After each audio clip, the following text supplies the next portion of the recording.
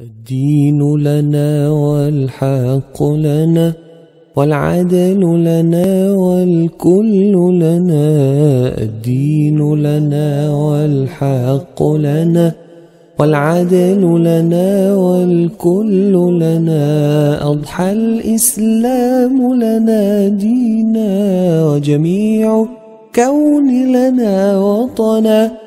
توحيد الله لنا نور أعددنا الروح له سكنا. بسم الله الرحمن الرحيم. الحمد لله رب العالمين. أما بعد. Abu Huraira radiyallahu anhu. Vous savez, ce simple nom pour celui et celle qui aiment lire les paroles du prophète sallallahu alayhi wa sallam, ce nom-là, c'est celui qui revient le plus souvent. Abu Huraira radiyallahu anhu est le plus grand rapporteur de hadith du prophète sallallahu alayhi wa sallam. Pourtant, il n'est resté que 4 années en compagnie du prophète sallallahu alayhi wa sallam.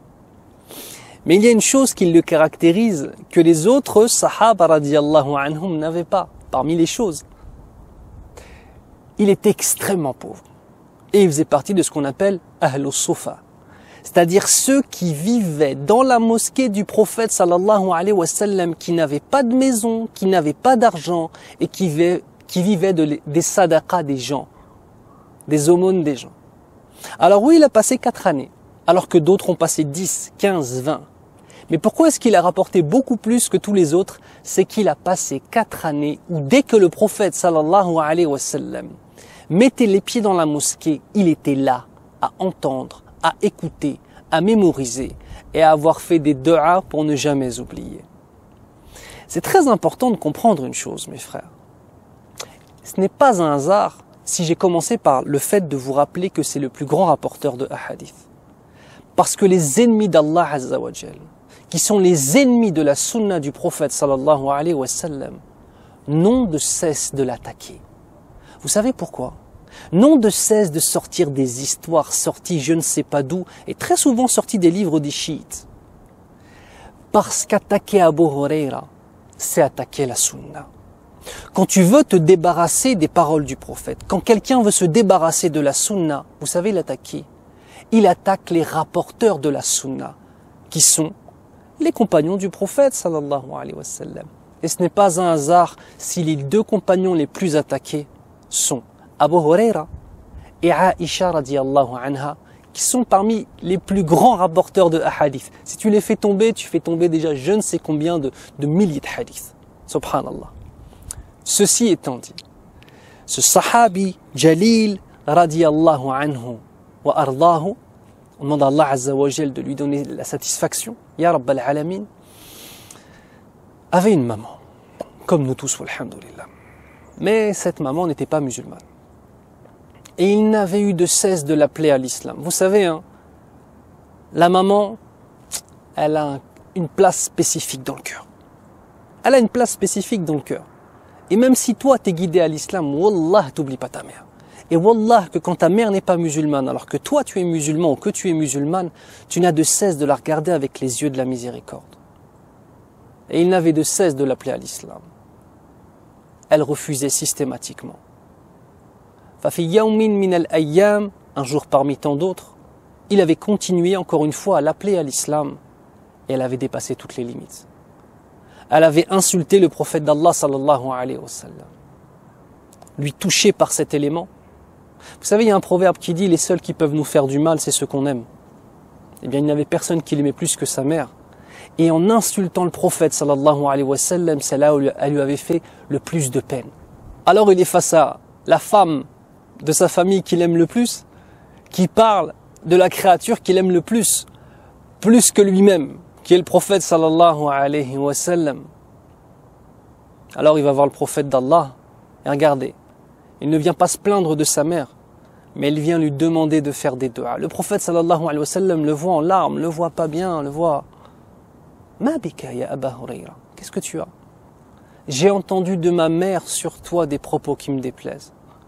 Ya Rasulallah, fais du'a pour que ma mère soit guidée. Le prophète sallallahu alayhi wa sallam, lorsqu'il levait les mains et faisait une du'a, elle était mustajaba, acceptée d'Allah Azza wa Jal. Et qu'est-ce qu'il a dit? Allahumma hdi umma Abi Hurayrata. Ya Allah, guide la mère de Abu Hurayra. Abu Hurayra, d'entendre cela, son cœur s'est réanimé, subhanallah. La joie, le bonheur, parce qu'il sait que la dua du prophète sallallahu alayhi wa sallam est acceptée. Donc vous savez ce qu'il fait? Il part vite voir sa mère pour lui annoncer la bonne nouvelle. Il arrive un peu essoufflé, et lorsqu'il rentre dans la maison, il ne voit pas sa mère, et il entend le cliquetis de l'eau qui coule.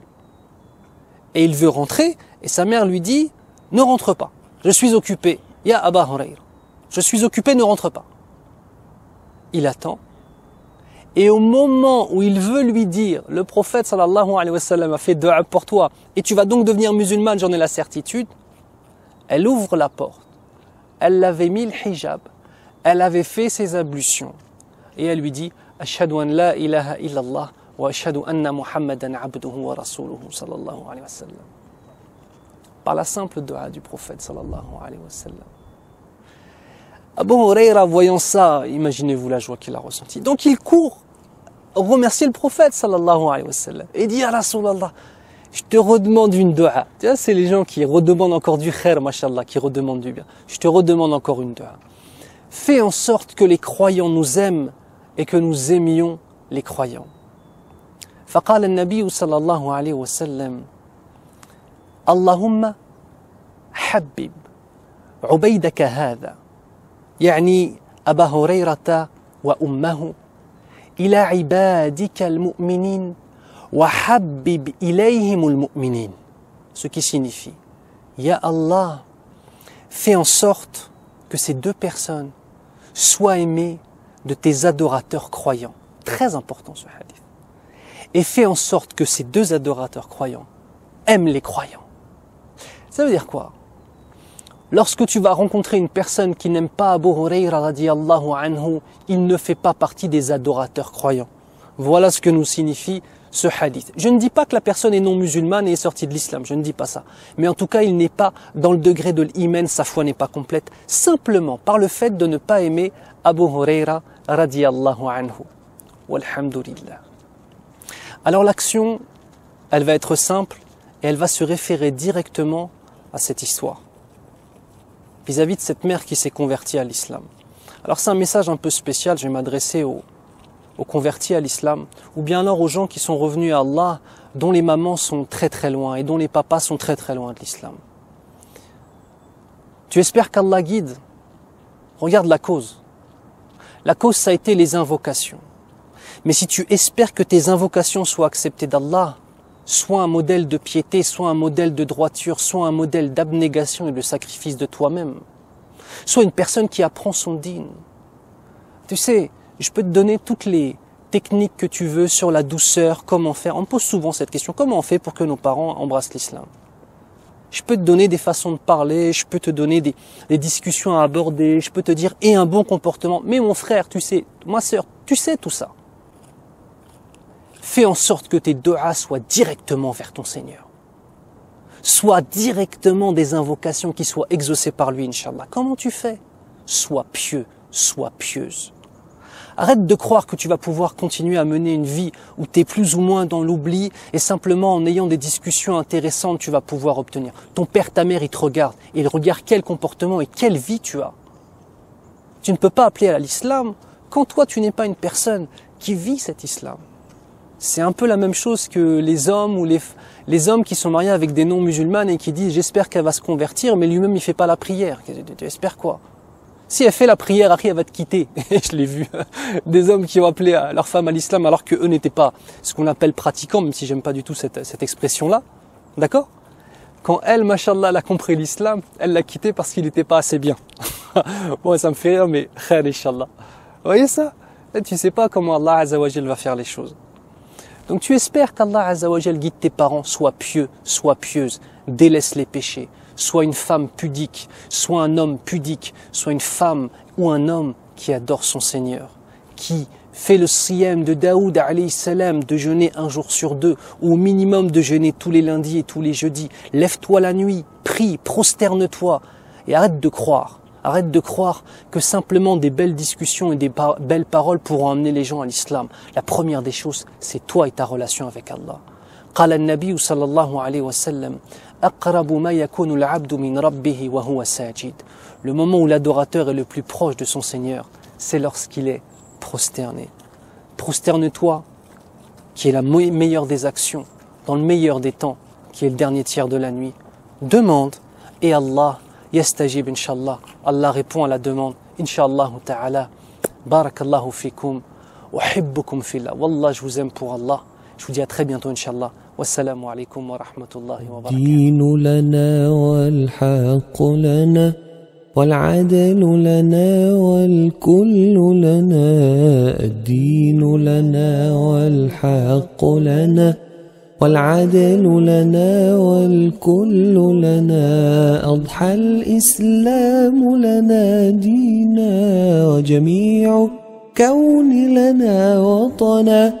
توحيد الله لنا نور أعددنا الروح له سكنا.